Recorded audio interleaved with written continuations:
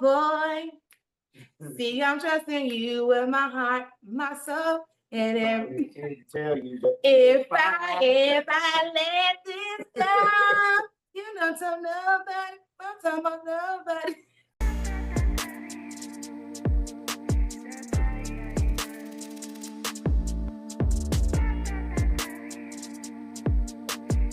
To Message Reveal. Message Reveal identifies a vibe, a message, or a story told through lyrics of a song. My MR family, please be patient. At the beginning of this interview, we encountered a technical issue. I'm so excited. I have this dynamic duo. So let me tell you something about them. One is from Vegas, a native of Vegas, but the other one hails from Virginia. Can't wait to find out about that.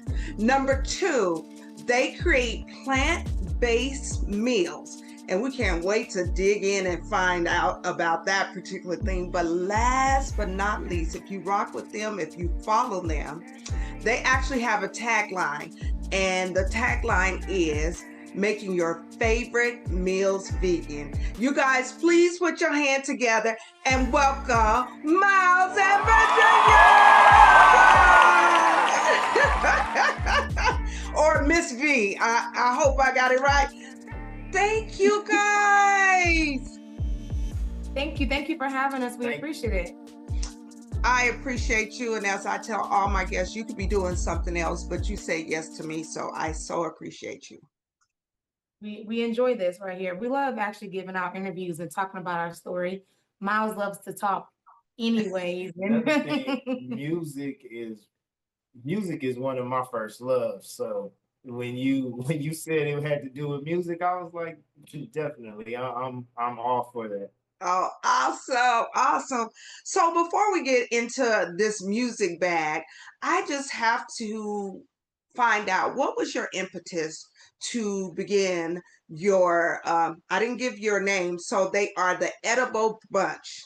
Yes. What was the impetus to say, I'm going to start this on a vegan level? Because we know that's a whole nother level to do that. She's laughing, so one of you guys can jump in and let me know.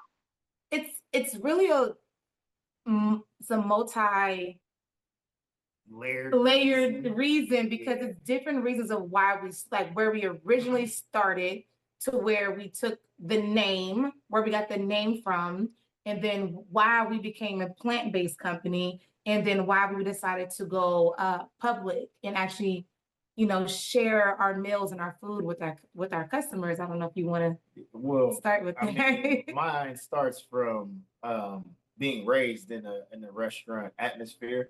When I was younger, my family owned Shay's Place in Las Vegas on the west side. Yeah. You've actually been there. You've been there. You know what? I wasn't supposed to be in there, but I was in there, okay? That was like the spot. I'm a native.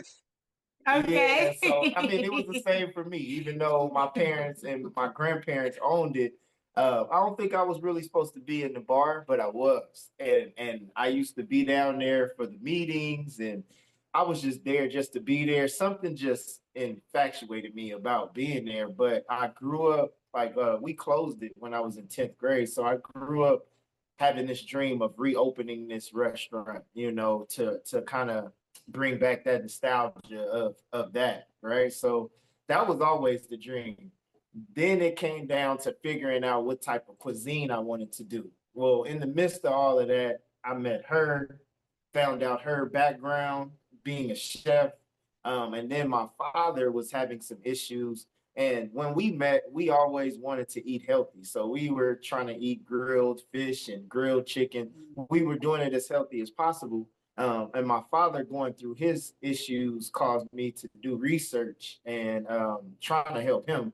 And that research kind of led us to being vegan. And then it became I want to say plant-based or just healthy, because the names really don't matter to us, because labels don't matter. Don't matter. We don't really fit into a label. Yeah, individually or as a couple. We're really just trying to eat healthy, and then the names just kind of came from because we need a selling point at this point to sell the food. But I think that us going vegan or us selling vegan food came from us not wanting to feed people what we didn't eat, right? I felt bad Mm.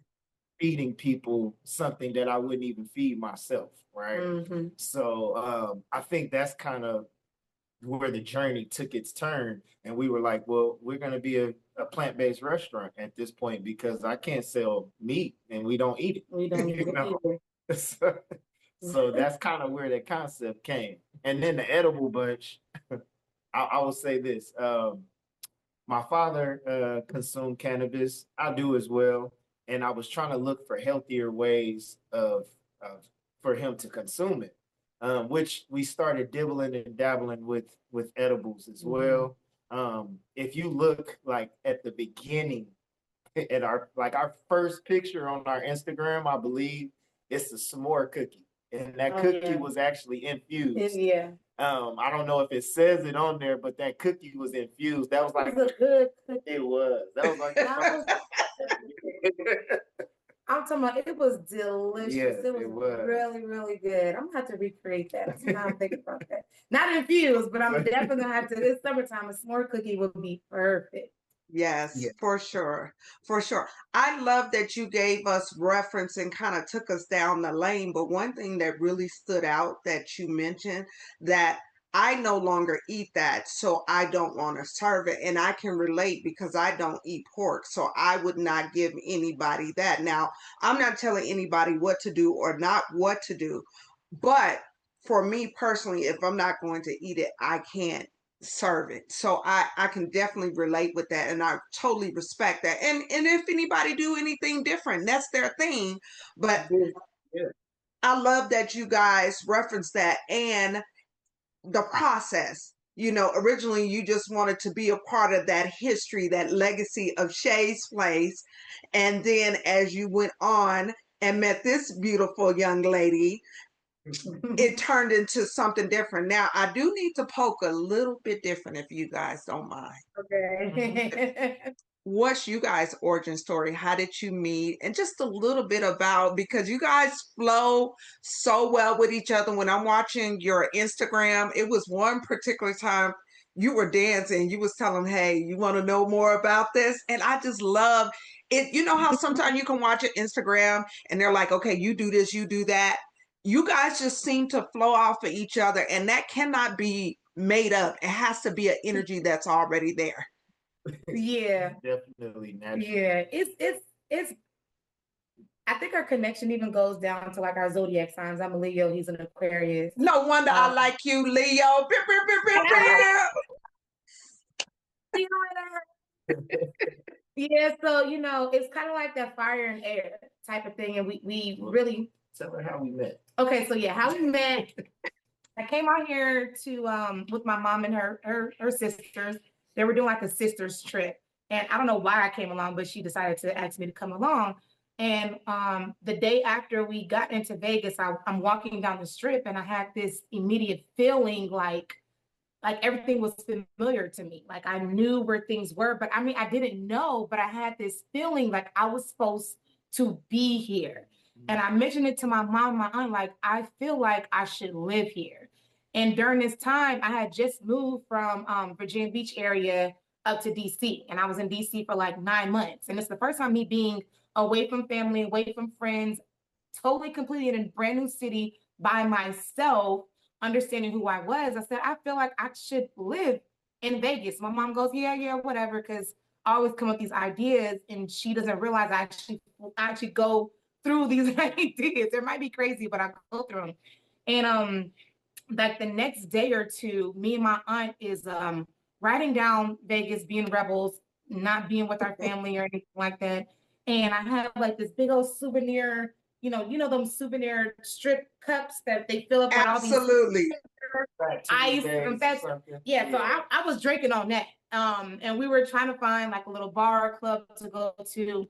And in Virginia, if anybody's in a limo, we're like, oh, that person has money, he's rich or they're a celebrity or something. So this limo pulls up next to us and I'm in the passenger side and I'm just like, oh my God, this limo is really cool. I want to know who's in it. And my aunt goes, you should definitely ask to see who's in the limo. Maybe we can get in the limo. It's like, okay, cool. So I rolled down the window and I leaned out the window. I said, "Excuse me, sir. Who you have in there?" And I was driving. he was driving the limo. Turns and he smiles at me and he goes, "Well, shit, it could be you." Well, I turned and she had this big, obviously she was a little intoxicated, but she had this big, beautiful smile. And I was like, oh my God. I was like, you, if you keep talking. Oh, he pulled it out real fast. Yeah. I handed her my card. And I didn't even really expect that because I knew she was a little faded a little bit. I didn't really expect her to call, but I handed her my card, like, call me. And I believe we started texting that night. Yeah. And we've been talking ever since. Much. Oh. Yeah, back and forth, like a long distance relationship for like a year. Yeah. A year, maybe almost like a year and a half. We didn't talk. I mean, we did have a moment where we didn't talk for a while because you kind of have those ups and downs type of thing. But after like a year and a half of knowing about each other, we decided to kind of just move in. Like, I want to come to Vegas. He's like, well, if you're gonna move to Vegas, we might as well just live together. I'm like, I don't really, like, I don't love you like that. Like, I knew I loved him, but I didn't know I was like in love with him. So it's like, well, I mean, let's just give it a year. We'll just give it a year after our 1 year lease is up. If we decide to move forward with our relationship, then we'll just do it year by year. And every year we're like, hey, you still want to do this? we about to sign this new lease. Are you sure? We're like, yeah, okay, let's sign this new lease. And I think we still do that to this day. You still kind of revisit it like, hey, you still in it or not? Like, let's keep it moving. You know what? I love that. And I love what you said originally. You guys are unconventional in every way. I love that you're checking in. You know what? If most people would check in with each other every year like a lease, baby, it would be different things going on. Okay. And like, we gotta understand we're constantly changing. And when you, of course, live with a partner, you have your differences and you have your similarities. But as we grow, we are either going to grow together or we're going to grow apart. And if we don't continue to check in with each other, and there's moments of our relationship where we have that, we're like, we might be on a different page. Like, we kind of need to come back and see what you're going through, what I'm going through. Even within business, we've been in business for like 5 years. And we talk about menus, we talk about color palettes, we talk about events, we talk about connections, we talk about customers, because we want to continue to stay on the same page. Of course, we're going to have our similarities and differences, but respecting those boundaries is very important to us. Yeah, I love that you said that. And speaking of that, one of your just recent posts where you were like, hey, this is how we do menus. And you're like, and the reality is, if you speed it up, that's the reality. You're co-creating on a high vibration, but it was like sped up. And I thought that was really cool that you guys put that together. Also, if I can just tap in and say, you being a Leo, we are naturally intuitive. And the other side of the fixed axis is Aquarius. I love Aquarius. With that being said, when you said to yourself, I need to be here, you were so tapped into yourself. Most people will feel that and dismiss it. You went with it, and here you are today. So I applaud you for listening to yourself. Thank you. We need to do more of that. And just the people, that's something that I'm working on. I kind of mentioned it to him, like, if your spirit yourself is saying, hey, don't put your keys there, put them in your pocket. That small detail, do it, because later on it's giving you your future. Like, yourself is telling you what is going to happen. You're like, now everything is good. Stop playing with yourself.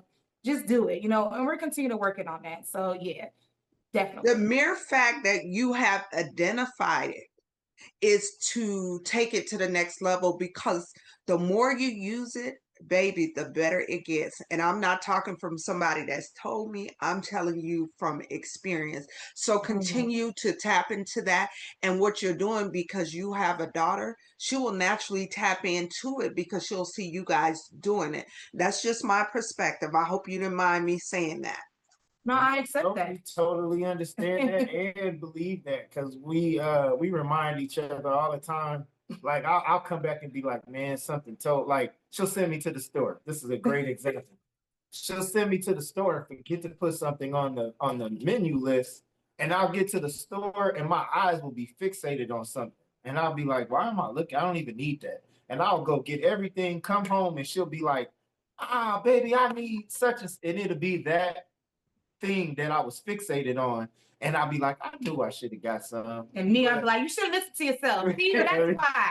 You should listen to yourself. Yeah. That is so wonderful. Like we have to tap in. So right now, let me say this. We all use AI in some form or fashion. It's great that I don't have to run to the bank to go transfer money. It's great that I can use this to do an interview, but it's also necessary for you to take care of that first machine, which is you. Everything is duplicated from us.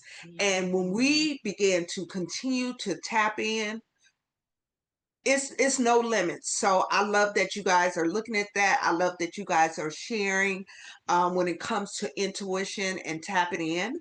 But I want to get into this boat that I love, and it's called music. Yes. Let's get into that. That's one of our things about that's one point we love about within our brand is that we both love music and we both have different music tastes, but music has to be embedded in our brand. Even like when you come to our booth, we have all different types of music going, and dancing and listening to music is high vibration for me. When I'm feeling good, I need a music on and I can cook well. If I'm not feeling good and I don't have any music on, it's a different type of emotion, feelings, and my food doesn't come out as good as it's supposed to. See, say that. That is definitely a bar. And music, it has all different layers. For example, sometimes it's been my counselor, sometimes it's been my encourager, sometimes when I need to get pumped or I'm getting ready to go out, I'm gonna put something on. So I use music for all different types, different layers, and I love that you talked about you need to have it to encourage you to put that good energy into the food. With that being said, can you guys identify, either one of you guys or together, identify a song that has blessed you, distracted you, or given you perspective? Now, before you answer, there's a couple of rules to this. If you can sing, I need you to sing your throat box out. If you can rap, I need you to come hard in the paint. Do it. But if you cannot do either one, I need you to do it like they do it in the streets. Stand 10 toes down. I need to feel it from here. Okay. So you said distracted, inspire, and what else? So we'll go back. Either distractions, blessings, or perspective. Can you provide a song? I have one in my mind if you're still thinking. Yeah, go ahead. Okay, he's gonna be gonna answer, and I'm pretty sure he's gonna have a different one. But one that is sticking to me right now is a song that technically an album or an artist that I've been listening to. And it's Glorilla, right? And I have my trap music, and I like my old school trap music. I mean, I'm not that old, but I like my old school trap music. But for some reason, listening to Gorilla in the morning when I'm working out has been all three. It's been a distraction because I just be here dancing, right? But it's also like been like a blessing or like a motivation because some of the words she's talking on or she's talking about, she's like, oh my God, how the words go? Now that I'm thinking about it, which one? My God, how it go? She'd be like, oh my God, it's Yeah Glow. It's a song, Yeah Glow. And she goes, yeah, Glow. These can't fuck you, yeah, Glow. I'd be like, yeah, and I'm sitting there like, yeah, Glow. Stepping on these little shell toes, yeah, glowing. That's right. For the day, I'd be like, yeah, I'm so motivated. She got me hyped. I'm turned up. I'm good for the day. I can do anything because if she can make it out of McDonald's or KFC or wherever she was at within a year or so. Not saying that I can make it, but it's just the fact that she's motivating you from her perspective. And Yeah. I love that she's motivating you from like her bottom, because this is not where she's at right now. It's not her top. She's just beginning, and she came out swinging like multiple songs within a year. I think it's between like 7 or 10 songs she's put out or been featured on within the year, which reminds me of us as the Edible Bunch. When we first came out, we went to every farmer's market, every event. You've seen it every single where, I mean, everywhere. And I just love that. I love her right now. I'm in love. I love that. Now, sir. She's also a Leo, if you did not know. Gorilla No, is a I Leo. didn't. So Leo season is coming up. Now you know, okay? By the way, real fast, what day? What's your birthday? Yes. August 11th. Ooh, a master number. All right. And I'm the first. Okay. Okay, yes. That's what it is. You know what I'm saying? And we understand and respect each other because of that. I love you already. Hey, listen, same here, sis. Same here. So, Mr. Myles, what song did you pick that either is a blessing, distraction, or giving perspective? And there's so many songs that popped in my head when you asked me that question.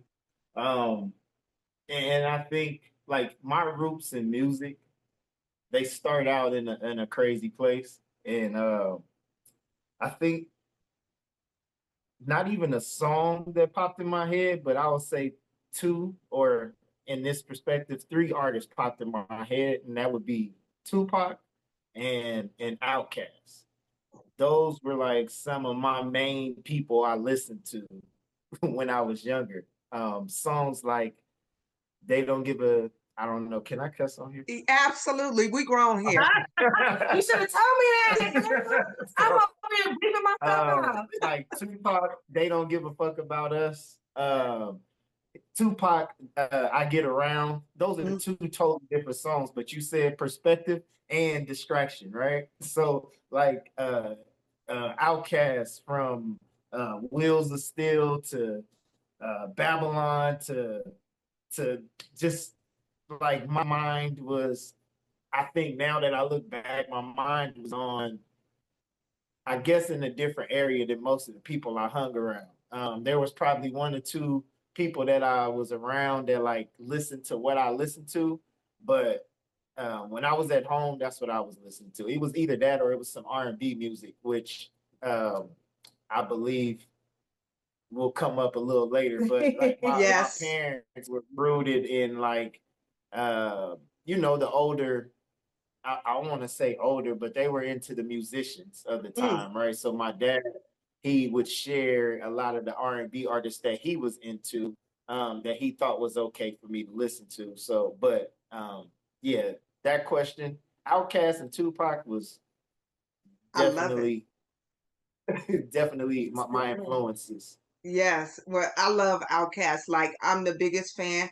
For me, Outkast put the Southern roots on the map that made me look at all Southern, because what's the one they talked about? Southern playalistic Cadillac phone.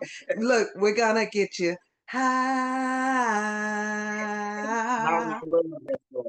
You know what? That was probably one of my first albums. Yeah. That was probably one of my first albums I bought. I love that not only were they Southern, they were advanced mentally, and you had to listen. It wasn't like they gave you the clues. You had to be on another level to connect to them. It wasn't just no BS about it. And them and Goody Mob, hands down. Yes. Yeah. Yes. And at that time, that was just all one people to me. Because between Goody Mob, Outkast, and Pac, that's probably what I was listening to. Yeah. One of those songs. Yeah. I love that. I definitely love that. So listen, you guys, I have to be totally honest with my audience. I have not had your food, but I have been clocking and watching and scoping, and I've had people on that I've interviewed that have shot you out and talked about your food. So I was like, wait a minute, I got to get the Edible Bunch on here because too many people are talking about them, and these videos or these little videos just show this beautiful, creative meals. So we're going to get, you mentioned that she is the head creative food person. I want to know where you get cauliflower ceviche. Come on now. A cauliflower. Okay. So one thing that we love to do time is making your favorite meals vegan. So we like to go back. We talk a lot about our childhood, right? And we talk about a lot of our meals that we love or we used to love that were like meat options. I'm like, man, we really miss the flavors. We're not missing the meat, we miss the flavors of something. So the cauliflower came from this ceviche dish that one of my kitchen managers used to make at this bar up on Flamingo on 215 called SG Bar. That was one of my first jobs that I've had when I came to Vegas. And he made this ceviche, but he put orange soda in this ceviche. Now, I've made ceviche before and I've seen people make, I've never seen somebody put orange Fanta soda in a ceviche. So that was very interesting to me. When I tasted it, I was, this is really good. Really different from any other ceviche I've had because they have like the lime flavors, the cilantro, the freshness, the seafood type of flavors. But when I make a dish, it has to be very layered. Like I need to taste it when you first put it in your mouth, and I need the taste to linger after you finish eating it because that's what's going to make you come back for more, right? Without the additives addictive to our food, I want you to have the flavor that you can't get anywhere else that you have to come back to us.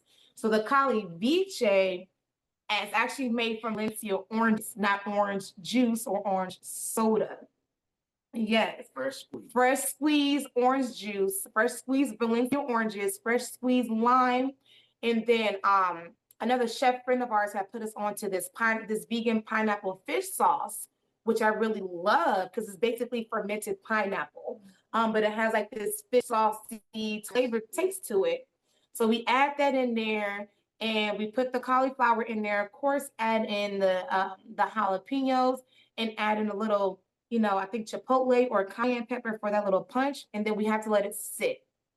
And once we let it sit, something of the orange juice, the pineapple fermentation from the acid to the cauliflower kind of make this little sauce, gooey type of thing to where you feel like, not that you want to have fish, but it satisfies that fresh, fishy ceviche kind of taste. And that only comes out certain times of the year. So our menu is very seasonal. So the cauliflower usually comes out during like the spring or the summer, which is like really hot. You're not looking for something too like fried or warm or comfort. You're looking for something fresh that I can grab and go, something that's not heavy on my stomach because I'm trying to fit into my dress later. Those those plays. So our cauliflower is really great. It works really well with cooking demos. People really love that. Put the recipe up, people go get it. I tell them to play with it. But it's good. I love it. I just love when I saw that. Yes, I definitely want to try that. In addition to that, you just said something that gave me an aha moment right now. You said it's not that we want the actual meat, we miss the flavor of the dishes. I never thought about that. That is probably why so many people don't tap in and go vegan or vegetarian because they still want the flavor of whatever they've had. Speaking of flavor, let's talk about the catfish sandwich. Okay. Yeah, this catfish sandwich has really taken over. I'm talking about every time we sell it, we are sold out an hour or two before the event is over. People are like asking for it, begging for it. We even have a customer that comes and buys whatever we have left. Like if we got like 10 sandwiches left, he's like, yeah, how much you guys give me? All of them. And he don't care who's behind waiting in line. He does not care. He will buy all of it. Yeah, he was just like, yo, give me those. What did y'all put in this? What did y'all put in this sandwich? If he don't care. He don't care. Yeah. This sandwich it's really simple. Like it's not hard, it's really simple. If you can think about and go back to how your mama or your grandmama, your auntie, or your favorite elder had made their fried fish, right? And if you could think about those flavors, and if you think about the seasonings, and if you can go get the seasonings, and then you can go back and read the ingredients and the seasonings, you can buy the herbs and the dry seasonings separately and then make your own blend. Or you can fry it up the same way. Like if you go and look, I think like the fish fry or the chicken fry that's in the stores, they don't have any meat in there. They don't have no dairy, no meat, no eggs or anything in there. So you want to use that, but taste and flavor. That's all it is. You're not gonna eat a piece of fried fish without no Old Bay or no salt.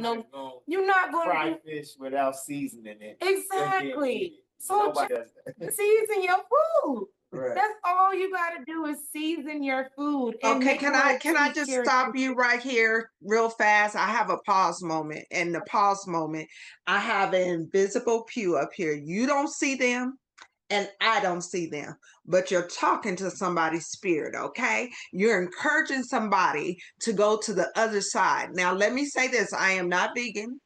I am not vegetarian. However, as I grew up, my mother would give us like 2 times a week, we would get vegetarian meals. We didn't know no better. We just what it was. So I'm saying, what you say? She was trying to balance you out. Correct. And I'm glad she did, because I can go sit and have a whole vegan meal and love it. And I mean, this has been for years and years. Now it's a really big thing.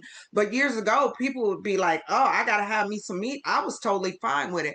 But I say all that to say, I feel like you guys are really encouraging someone to take that leap if they're like they've been standing on that line like, and you're talking about the seasonings. You're talking about you just miss maybe what you had before, but in the taste, not necessarily the food.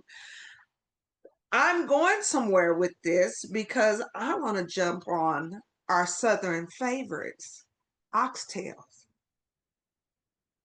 Who comes up with oxtail? Come on now. That's another taking off. And you know what? I never even ate oxtails before I became vegan. I didn't even eat oxtails. But when she said she was gonna make it vegan, and then she figured out how to like I guess simulate what the oxtails would be in the stew, and we figured that out, and yeah, like we did that. That's another one. Every time we tell people we having oxtails, it be sold out before the event is over. And we even up our part, how much that we make. And it'll still be gone. It'll still be gone. So when we create these dishes, or I don't know, we might see something on TV, right? Or like, oh, the oxtails. Be a simple, you know what I haven't had in a long time? This. And then you're like, oh, you know what? That's like a good idea. So what I would do is I'll do my research. I'll always do my research. I'll go back and look at YouTube videos. I'll go look up articles. I will go research, like when we did the catfish, or like when we do like our country fried steak, might I say. But we talk about the oxtails. I'm gonna stay on the oxtails. When we did the oxtails, I think I was looking on something on YouTube. I watch a lot of like cooking channels on YouTube and cooking competitions on YouTube, not to just grab inspiration, but just because it's to keep in the field. And I'm like, you know what? Oxtails, we haven't made oxtails. I wonder if you can make vegan oxtails. It is this one lady who does make just the vegan oxtails, not like the actual stew, but she sells like these pre-packaged oxtails. And I believe this might be like seitan wrapped in like rice paper rolls or something like that. I'm not the one that tries to make a lot of the fake meats. I want to see if I can make it with just vegetables. You know what I'm saying? Or just legumes or beans or fruit. I want to see if I can make that first. If that doesn't simulate what we're looking to achieve, then maybe we'll try something else. But as the deeper I got into the history of oxtails, they were, of course, they were like slave food. They were scraps. Nobody really wanted them, right? They were sold maybe like $2, $3 a pound a few decades ago. To now they're selling almost $16 to $20 a pound now. Yes, now. For right, okay. And the reason is because the same thing that happens, we create as melanated people, we create something, and the unmelanated people would try to recreate that, and then they'll up the price and they'll up the sale, right? So all these high class unmelanated people, they go and eat it and they pay for it. So now these people have to up their price on how much they're selling it for.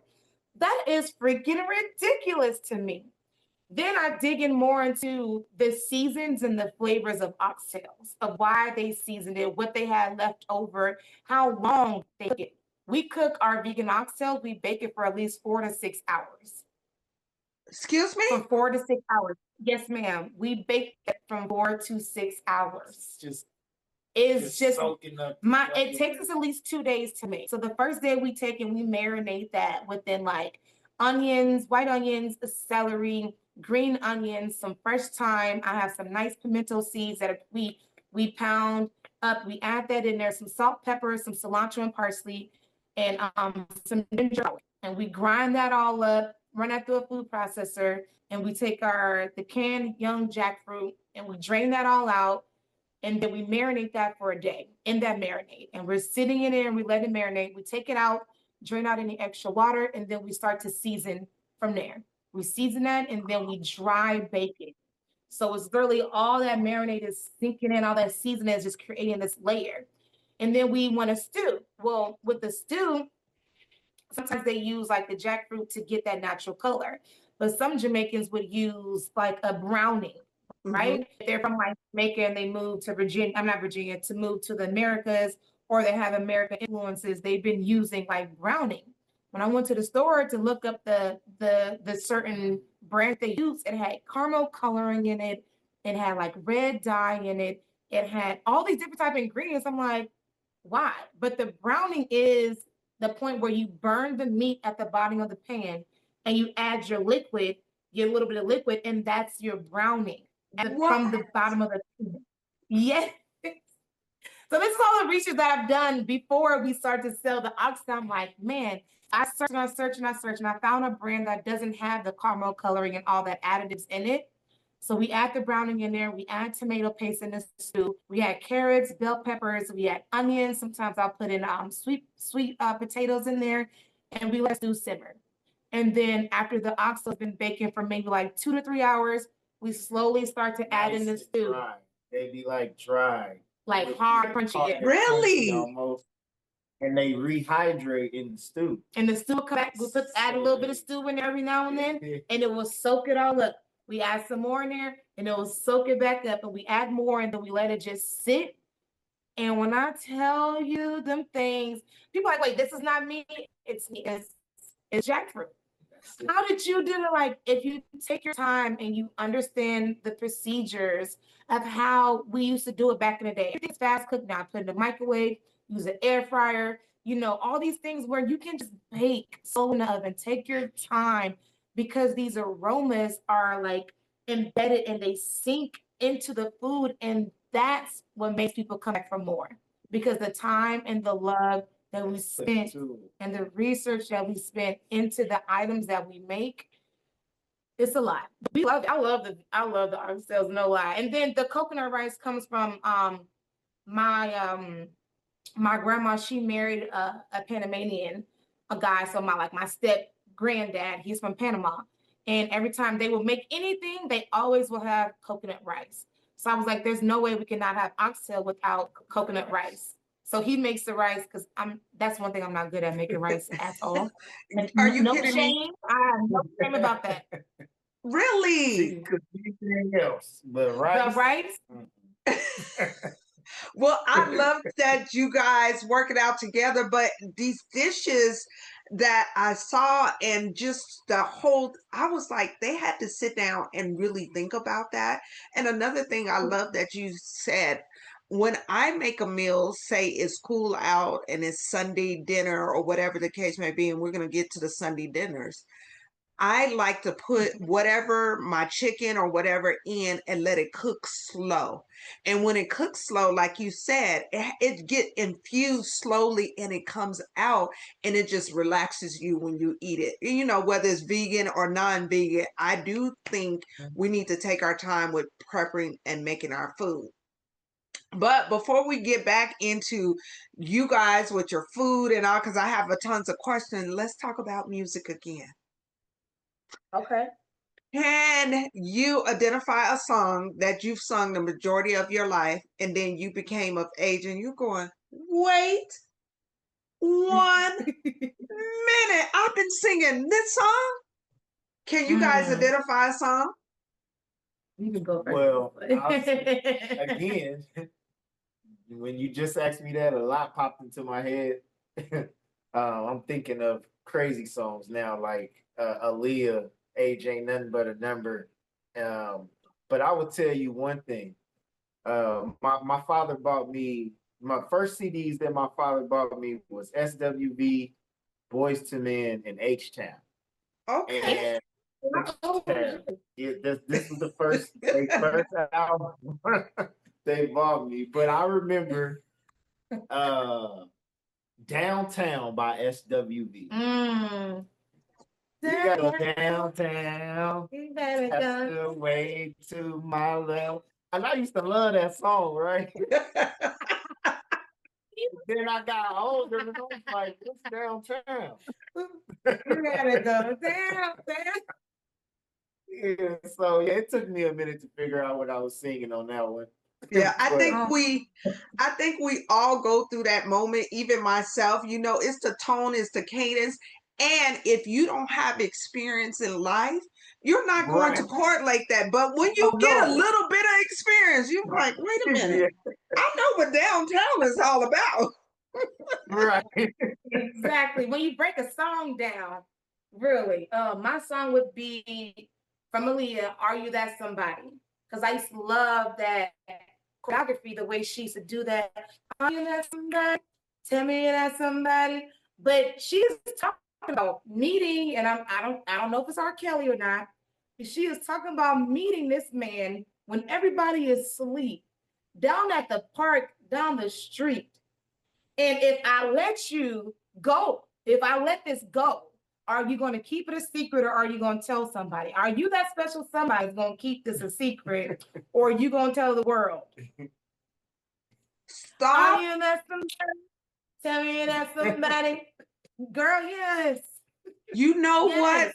This is why this part of the program is my favorite because I'm always learning. You know, now I'm going to go back and go listen to that. Go back and listen to the song.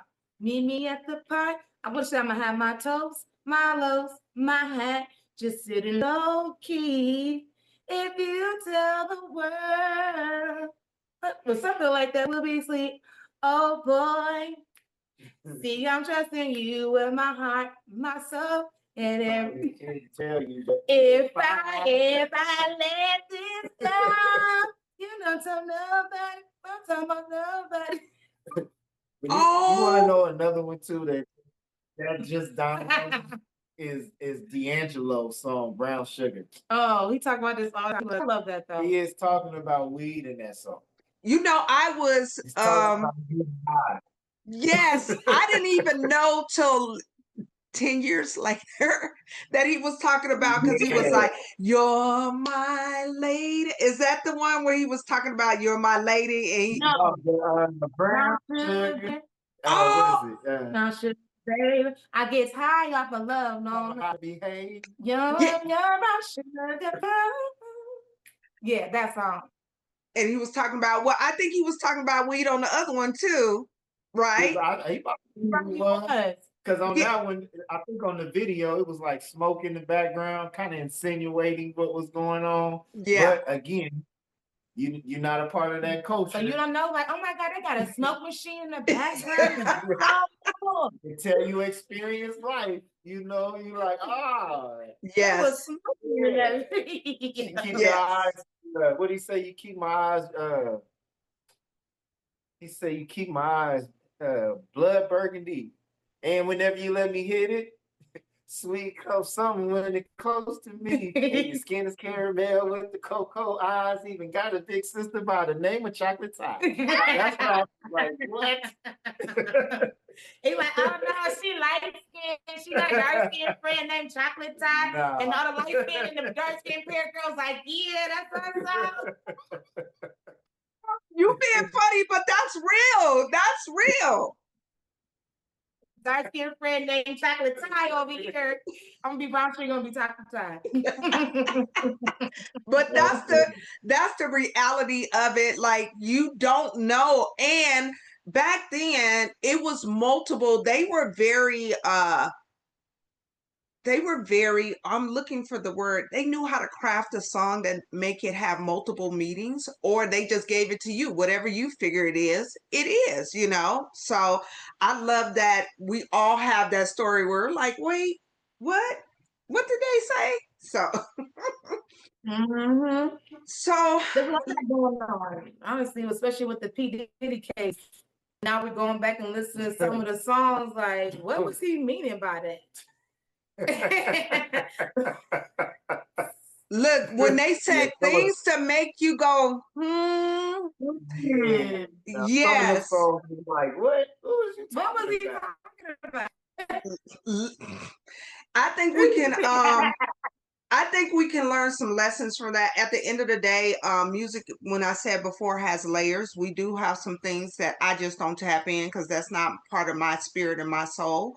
But on the same end, we've had some beautiful things that I have.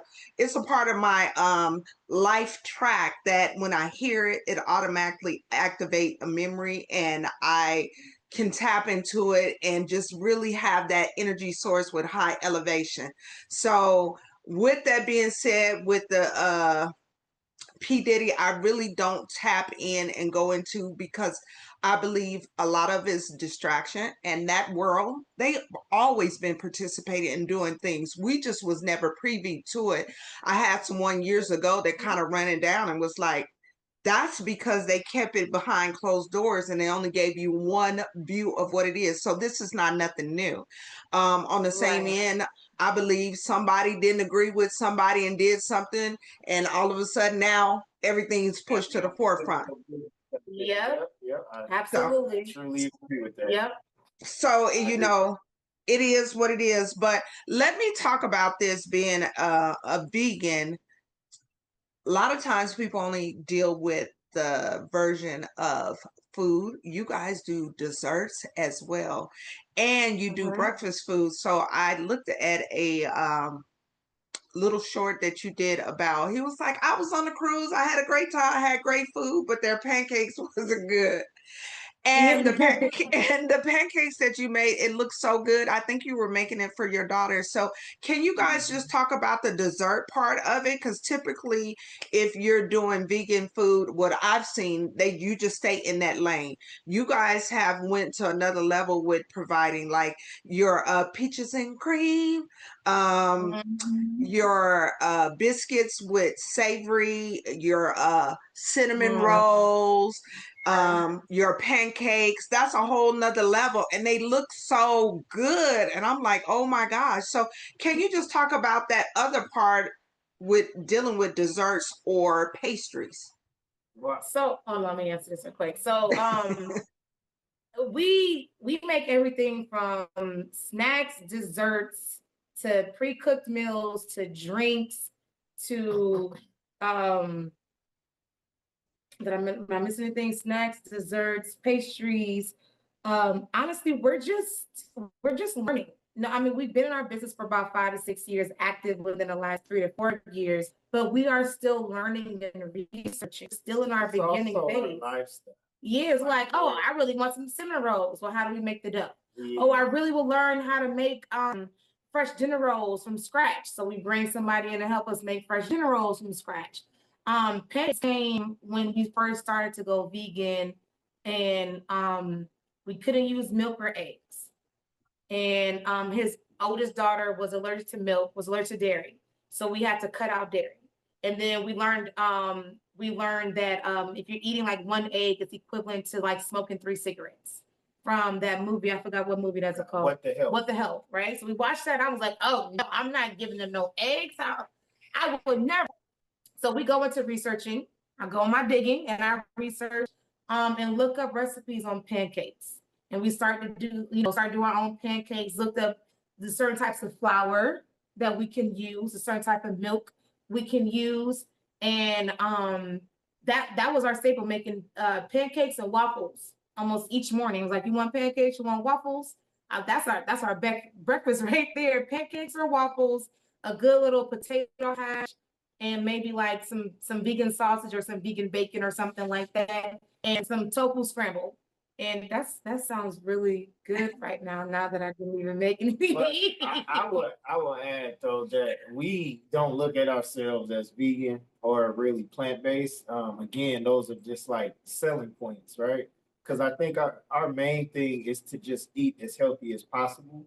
And what we understood from the beginning was it's not, for one, I don't think it's good for somebody to just go cold turkey, because you have to get rid of what's in your body that's craving Those things. the things that you want to let go of.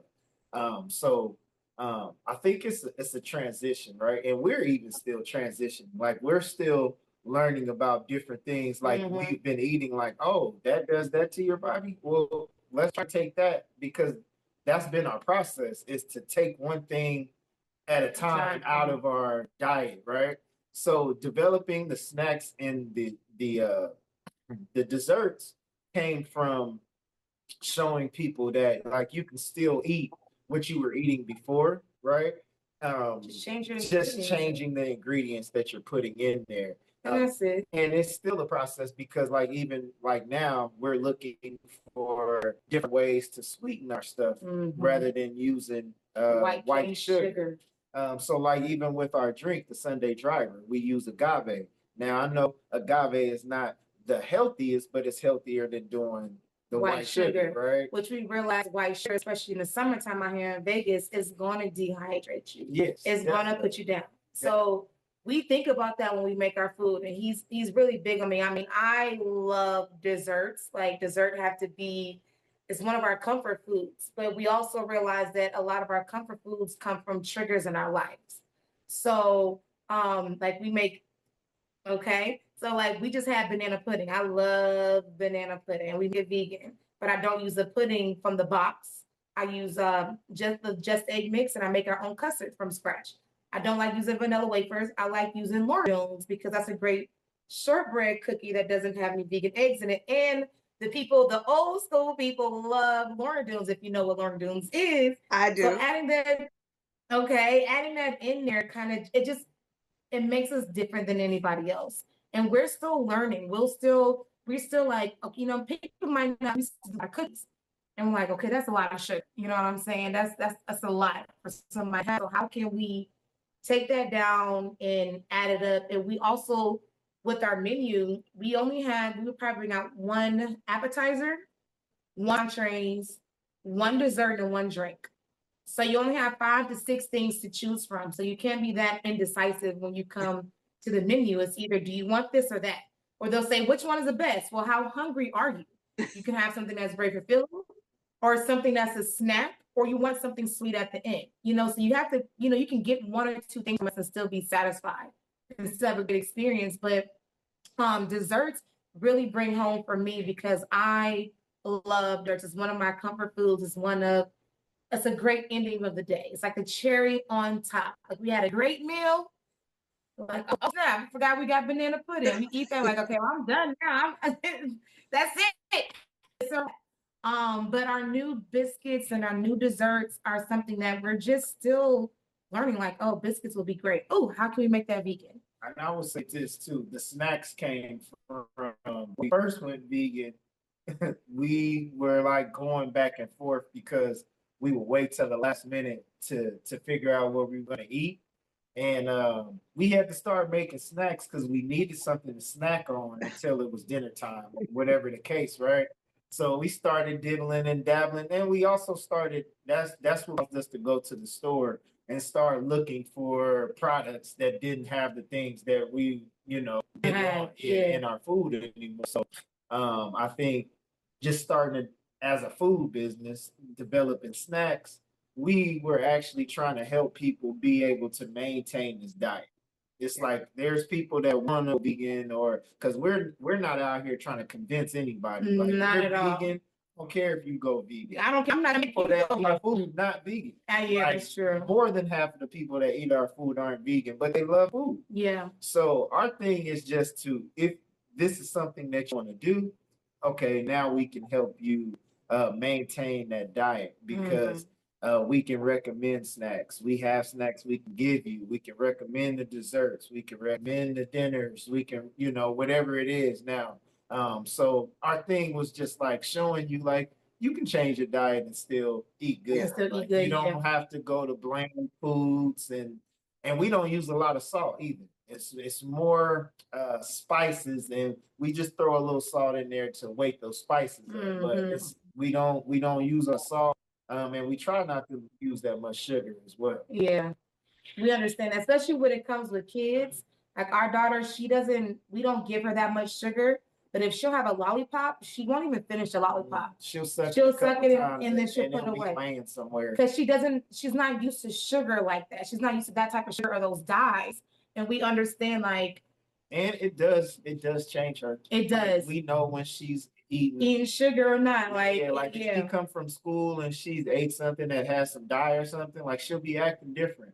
And then like once we question her and find out what she's been eating, it's like that's crazy. She was eating that, and this is why she running around acting like she's not being herself, Right. So, like, I'm glad you mentioned that, and you guys can be an example for parents to understand these red dyes, these things that have synthetic sugars, not even real sugar. All these things affect our babies because they're still growing. And for you to be able to identify right away shows that it is a connection between what's in the food and what they're ingesting and their behavior. Right. We just went to Virginia, and both of our families like always got jokes about us being vegan, right? So it's a thing now. Like we come back with ours, we always hit them with eating dead flesh. Like it's a thing, right? But her brother, well, she has three brothers, but one of her brothers is he's always like he thinks that our daughter is missing out on things because like she's not eating the candy that the others eat. So he decided to give her a now and later Starburst or something when we were out there, and she got diarrhea immediately, like after eating. Yeah, she was like spitting up mucus. She had diarrhea. She was not feeling good. She wasn't feeling, and you can tell because one day she's talking, her eyes are bright, and you've seen her. She's just a little ray of sunshine.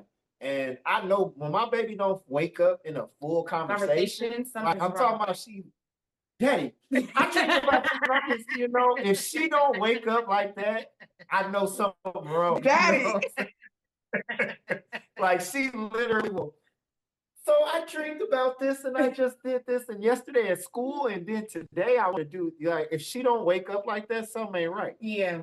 Because she wake up like that every morning, and she woke up like, and she wasn't throwing up, she just had to spit up a lot of mucus. Like mucus. And then next thing you know, diarrhea was coming up, and she was like, why did he give me that? And I was like, that's what she wanted to ask. She wanted to ask him, like, why would you give me that? He knows that I don't eat that. Why would he do that? And I was like, well, I feel like you should go ask him. Well, Mommy, no, you should go. I'm like, no, I think it's important for you to speak up and ask him. Because we need to make her understand that, like, you have to speak up. People are not gonna just know what you eat. So we have to teach her.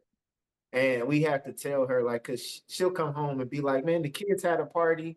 they're lucky they can just. I'm like, have no, cupcakes baby, and all that. I'm like, you're lucky that your parents yeah, sacrificed and took this step yeah. Or to get you to. I'm sorry to interrupt, but she'll be like, Mom, I have cupcakes, or she'll go, these kids are crazy. They're in there just running around and they just run all over. She can see it, but She can she see has it an experienced life to know.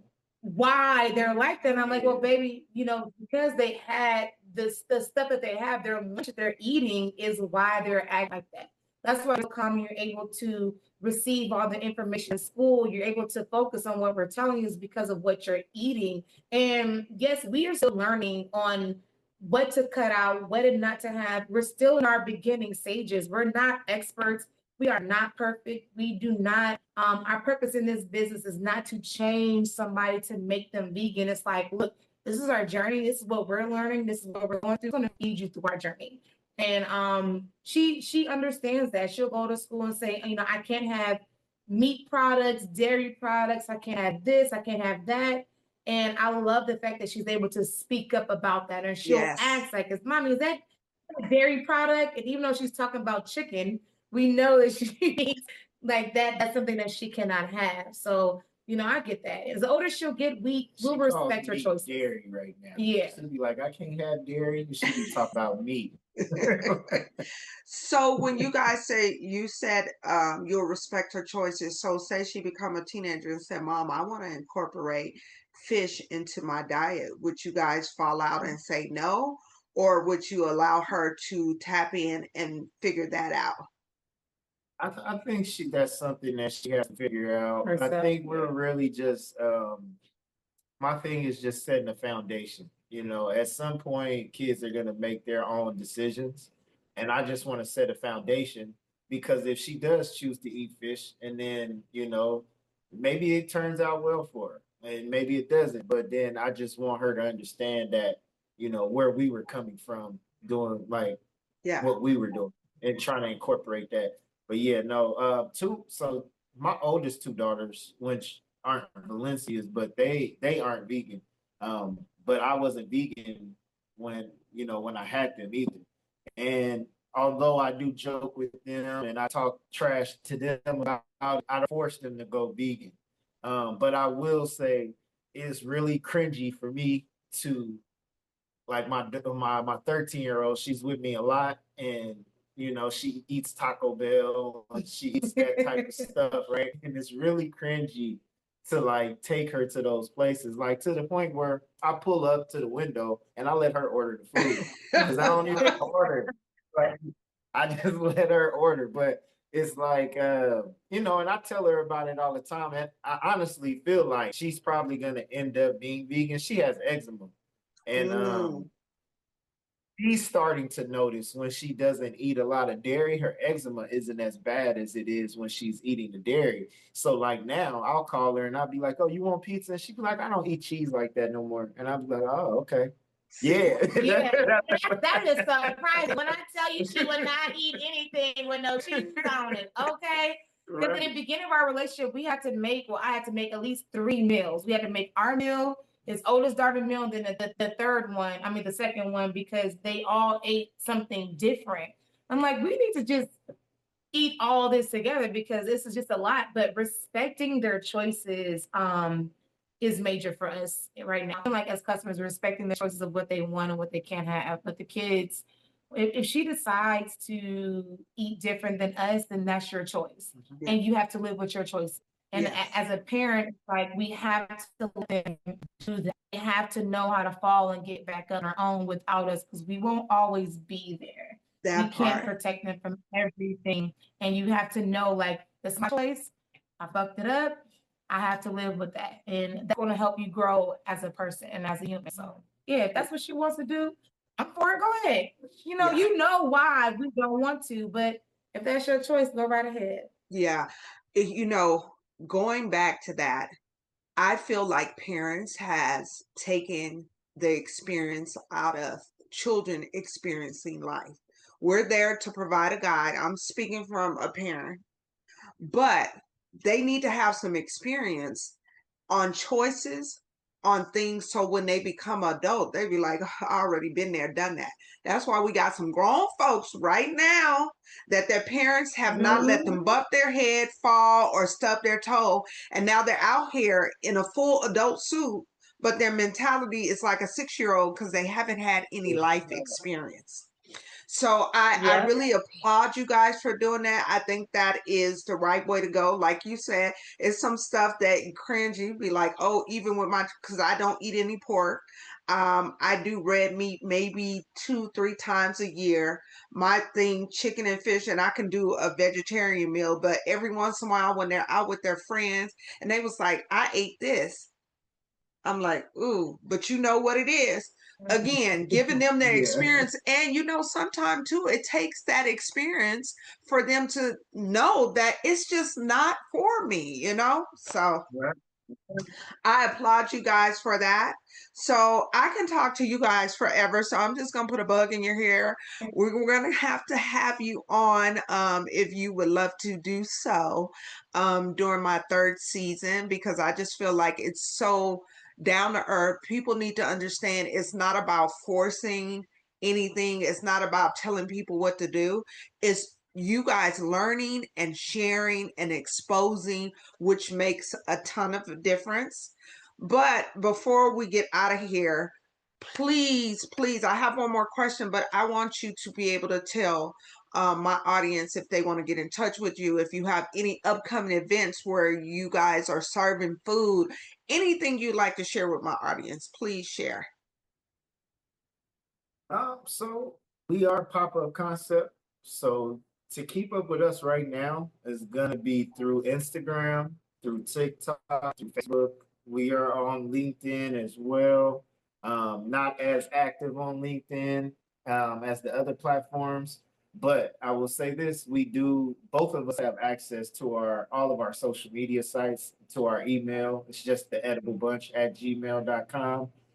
So one of us is gonna see the message. So we answer DMs, we answer emails. So definitely, if we haven't posted and you just want to know, hey, what's going on, you can hit us up for that as well. We like to do random things where sometimes we'll do like little giveaways, or we'll do like little private dinners or something like that, where we'll invite like be people like you, people that we make connections with, and that we continue to build with. So yeah, I would just say like social media. What is the next event though? I would say the one you can probably catch us at consistently, except for maybe 2 times a year, would be Lulu's Vegan Market. And I always like to recommend Lulu's Vegan Market because not that we will be there, but there's also other vegan vendors that will be there. And there's also other different Black-owned vegan vendors that will be there, like Simply Pure will be there sometimes. Yes, if I can jump in, I was getting ready to say, I love that not only do you guys big up Stacy, she's been on my platform as well, but I love the video where you had your daughter go order some meals from there. Typically, and I need to say this, I really need you guys to understand this. We always feel like we're in competition with each other. Not me, not you, I know, but I get what you're saying. but we want to shine a light for those that automatically, hey, what you do, I can't do. But what I do, you can't do. But we can do it in harmony, and we can show the love and support. And I love that. And I wanted to shout that out, that you guys supported Stacy with It's Pure. What is it again? Simply Pure. And I love that you guys did that. And I see that you guys follow each other as well. Yeah, I mean, look, because when the reason why I say at Lulu's Vegan Market, you can buy one thing from each vendor, which a lot of the people do. They buy one thing from us, one thing from Simply Pure, one thing from Pure Plants, from Yaki Zen, from Herbs, from all different types of vendors that's out there. But it's the support and it's the community. The vegan community is very small, and the Black vegan community is even smaller, So the fact that we have to support each other, we have to continue to tell people about these other brands. if we don't, then they're just going to come to us or they're going to go to somebody else. Like, no, you need to know all of these people. These are very local people who have real families, who have real time, that put their real effort in their food, and that is really good. And we eat there personally. And I just told him we should go to Prona Plants today. I'm like, I need their wings. We should go to Prona Plant I today. think it's also about sustainability too. Yeah. So what we do is take pride in sharing the vegan places that we go to, because you're not gonna eat my food every day, even though it's probably good enough. But sometimes you have a palate to want to taste some other things. So I think that sharing these other vegan and plant-based companies, I think it helps us, to be honest, Sure. because now I give you other choices. And it's the love. Like, we're not a competition with each other. To like purposely, people always ask me, yeah, they're gonna bring nuggets, but how come you guys don't bring nuggets? Because those are our friends. That's their main menu is nuggets. Why would I bring my nuggets knowing that they're making that? I want you to try everything. Like, it's the love and it's the respect. And we all are out here trying to make $1 out of 15 cents. Lord, I tell you, okay? I just really love, and this is what we need to have people gravitate to, the ones that are out here about community, about transparency, and about making sure that you highlight who you are, but you're not stepping on anybody else's toes. And that is so amazing. So before we get out of here, I do have one last question regarding music. If you had the opportunity to dedicate a song to the world using half of your heart or all of your heart, could you dedicate a song to the world right now today? You want to go? All right, so here goes my multi-dancer. I got two that really just sit on me right now, and one of those would be "Do Better" by Ab Soul and Zachary. I gotta do better. Gotta do better. I just feel like on a world at a world stage, I feel like we can all take something from that song. There's something in your life that you could be doing better, whether it's just being a better you, but there's something you can do better. And then there's also Dizzy Wright, World Peace. Dizzy Wright he started off as a local artist. He now travels around the world and country doing what he does, but he has a song called World Peace. And that's definitely a song I think people should listen to.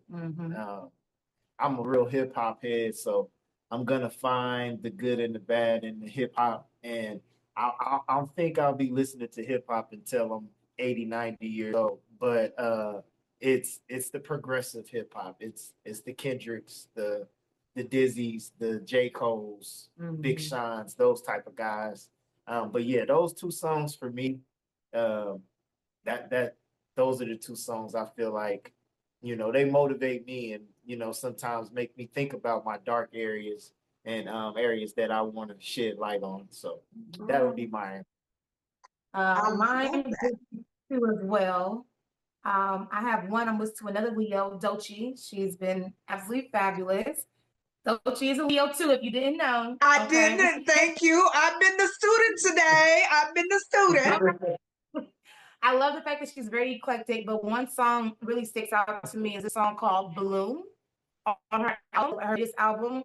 And the song speaks about she's talking to her mom, and she's like, "Mom, I want to make sure my friends are okay. I gotta make sure this music is good. I gotta pay my bills. I gotta check up on my friends. I gotta check up on my sister." And her mom is like, "No, just stop. God gave you 24 hours in a day. You can only do what you can do. Everything else needs to come on a different day," basically. And the song is called Bloom. And she's like, I found a place where I can really grow and I can really like bloom into myself. And for me, that speaks to me and speaks to the world, because a lot of times we're so much in this instant gratification, right? And it's in this fast movement. And we use so many moving pieces. When something falls, me personally, I feel like I failed, or I let somebody down, or if I disappointed somebody. And it's like, no, you did everything you can possibly do in that day. Everything else is irrelevant and it can wait till the next day. So to the world, I feel like, just take your time. You're on nobody's timeline. You're on nobody's fast track. Everything comes to you the way it's supposed to come. I'm speaking to myself as well, but definitely dedicating that to the world. So Doechii Bloom is one. If you haven't heard her latest album, please listen to that album. It's super dope. It's so eclectic, from like trap music to love songs to party songs to TikTok songs. It's a very eclectic album. And then the other one is Michael Jackson, Man in the Mirror. Ooh. Michael Jackson, Man in the Mirror. And for me, that speaks upon if I want to change anything, I definitely should start by myself, especially with my daughter. I'm learning a lot through her about me, about myself, through her, who she is, not what she asks me and everything, but just how she moves and how she thinks and how she speaks, and how I react to her or respond to her. I'm learning a lot. So understand that she's looking at me, and I'm my own reflection, as well as any enemies I don't like is because what I don't like about myself. Those most definitely. You know what? I just need you to know that you guys are so powerful, because you guys have an elevated way of looking, and this is our new shift, our new paradigm. Like the old stuff, that is only for us, that did not serve us. It's only for us to look, dissect, and say, okay, it does not suit us anymore. We must move on to a higher level, a higher elevation. So before we get out of here, I have this spiel. I talk about the journey and the destination. The journey is where we learn and where we grow. The destination is where we celebrate. We should all have a time to celebrate, because if we don't celebrate those times, we can never really feel what we've done. We've put our heart in it and we don't have time to celebrate it. We have to do it. But when it's all said and done, we got to get back into that journey so we can elevate, so we can continue to learn. So I say that to say this: when I have a man or a woman on, I salute and I bow. So I will do both to you. So I salute you, sir. And I bow to you, beautiful lady, my Leo sister. Absolutely. Yes, thank you. Before I get out of here, I always give my guests last words. So last words go to you guys. Man, I would say please follow us on all our social sites at The Edible Bunch. Again, you can reach out to us anytime. Definitely look up where we're going to be popping out next. If you have any questions about who we are, our brand, or any of our food, please reach out to us. Do not hesitate. We had a great time talking about music, talking about our life and our journey, and we're just beginning. So just stay tuned. I just want to thank you for having us on. This was a great conversation. Yes. I love great conversations. As she told you earlier, I like to talk. All the time. So definitely thank you. I didn't really know what to expect, but this has been a great experience. Yeah, I mean, next time we're gonna do this in person. Maybe I can show you how to make something and bring something, and we can talk. I absolutely would love that. I have some mics. I would love to actually do that. That would be amazing. I just have been so fascinated, one, for your transparency, showing your life, your food, and as you evolve, the theme that keeps running through is like, hey, we're still learning. And that's what life, I'm still learning. As I evolve, I take a little bit of this, I take a little bit of that, and then I say, okay, this doesn't work, and I go to the next stage. And I love that you're saying that, because we've had these pretty picture moments where everybody is saying, like, I'm here. We're still learning. Still learning. I'll say one of my favorite things is to say that I'm always going to be learning, and I'm going to learn till the day I die, and I'm actually probably going to learn again, because I'm going to probably learn what happens after death. So at the end of the day, we always going to be learning. Yes, I like that. I like that. You guys, please put your hand together and thank my dynamic duo, Myles and Mrs.V. And as I say say to all my guests, I'll see you out here in these Las Vegas streets. Yes. See y'all later.